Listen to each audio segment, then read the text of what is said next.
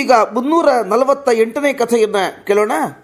ದಶರಥ ರಾಜನಿಗೆ ವಸಿಷ್ಠರು ಪುರೋಹಿತರಾಗಿದ್ದರು. ಬಹುಕಾಲ ಅವನಿಗೆ ಮಕ್ಕಳಾಗಲಿಲ್ಲ. ಈ ಕೊರಗು ಇತ್ತು. ವಸಿಷ್ಠರಲ್ಲಿ ತಾನು ನಿವೇದಿಸಿಕೊಳ್ಳುತ್ತಾನೆ ದಶರಥ.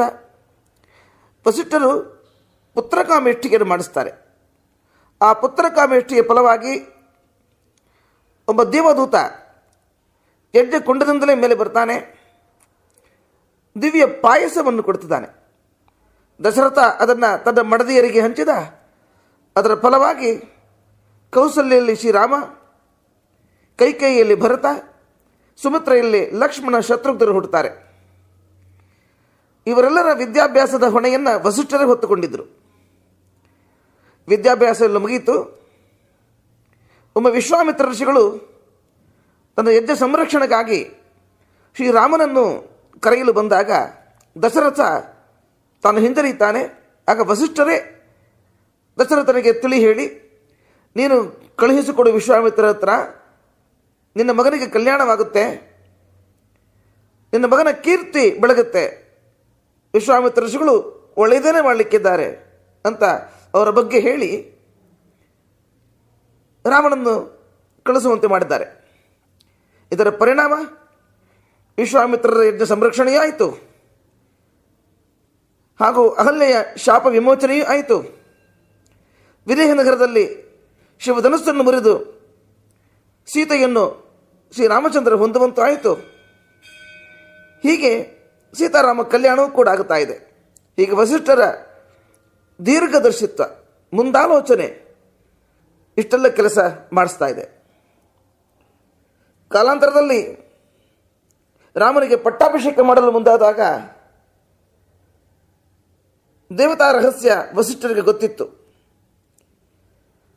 ಕೈಕೇಯಿಯ ಪಿತೂರಿಯಿಂದ ರಾಮಚಂದ್ರ ವನವಾಸಕ್ಕೆ ತೆರಳಲೇಬೇಕಾಯಿತು. ಆ ಸಮಯದಲ್ಲಿ ಕೈಕೇಯಿ ಸೀತೆಯನ್ನು ಕೂಡ ನಾರುಮಡಿ ತೊಡುವಂತೆ ಒತ್ತಾಯ ಮಾಡ್ತಾಳೆ. ಆಗ ವಸಿಷ್ಠರು ಆ ಕೈಕೇಯಿಯನ್ನು ವಾಚಾಮಗೋಚರವಾಗಿ ಚೆನ್ನಾಗಿ ಬೈದು, ಜಾನಕಿ, ನೀನು ಈ ನಾರುಮಡಿ ತೊಡಬೇಕಾಗಿಲ್ಲ,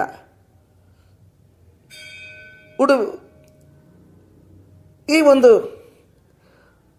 ಚೆನ್ನಾಗಿ ಅಲಂಕಾರವನ್ನು ಮಾಡಿಕೊಂಡು ಯಾವ ರೀತಿ ರಾಣಿ ಹೋಗ್ತಾಳೋ ಆ ರೀತಿ ನೀನು ರಾಮನೊಂದಿಗೆ ಹೋಗು ಅಂತ ಹೇಳ್ತಿದ್ದಾರೆ. ಹೀಗೆ ವಸಿಷ್ಠರು ಸಮಯೋಚಿತವಾಗಿ ವರ್ತಿಸುತ್ತಾರೆ. ಅದು ಮಾತ್ರವಲ್ಲ, ದೇವತಾ ರಹಸ್ಯ ಅವರಿಗೆ ಗೊತ್ತಿದೆ. ಶ್ರೀರಾಮಚಂದ್ರನಿಂದ ಕಾಡಿನಲ್ಲಿರುವ ಸಜ್ಜನರಿಗೆ ರಕ್ಷಣೆ ದೊರಕಬೇಕಾಗಿದೆ, ರಾಕ್ಷಸರ ಸಂಹಾರ ಆಗಬೇಕಾಗಿದೆ, ರಾವಣಾದಿಗಳ ಸಂಹಾರ ಆಗಬೇಕಾಗಿದೆ. ಅದಕ್ಕೆ ಈ ವನವಾಸ ಎಂಬುದು ಅನಿವಾರ್ಯ ಅಂತ ನೆವ ಎಂಬುದಾಗಿ ಗೊತ್ತಾಯಿತು ಅವರಿಗೆ. ಹೀಗಾಗಿ ವಸಿಷ್ಠರು ಅದನ್ನು ವಿಶೇಷವಾಗಿ ತಡಿಲಿಕ್ಕೆ ಹೋಗಲಿಲ್ಲ, ಈ ವನವಾಸವನ್ನು. ಇಂಥ ವಸಿಷ್ಠರು ವಿಶೇಷವಾಗಿ ರಾಮಚಂದ್ರ ವನವಾಸ ಪೂರೈಸಿ ಬಂದ ಮೇಲೆ ವೈಭವದಿಂದಲೇ ಅವರಿಗೆ ಪಟ್ಟಾಭಿಷೇಕವನ್ನು ಮಾಡಿಸ್ತಾರೆ. ಇಂಥ ವಸಿಷ್ಠರ ಮಹಿಮೆ ಅಪಾರವಾದದ್ದು. ಇಲ್ಲಿಗೆ 348ನೇ ಕಥೆ ಮುಕ್ತಾಯವಾಯಿತು. ಶ್ರೀಕೃಷ್ಣ ಅರ್ಪಣಮಸ್ತು.